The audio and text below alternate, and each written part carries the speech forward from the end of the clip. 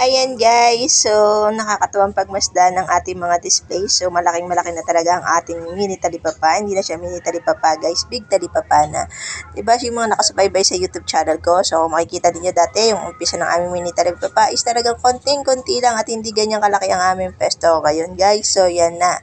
So ang dami na naming paninda at sa video ito guys, i-share ko sa inyo magkano nga ba ang kinikita ng isang mini talipapa. So before yung unang kita namin dyan guys is 300 pesos.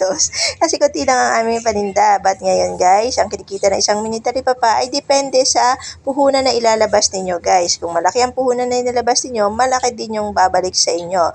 Pero kadalasan guys, kung naglabas kayo ng 50,000, 50,000 din halos yung ibabalik sa inyo niyan.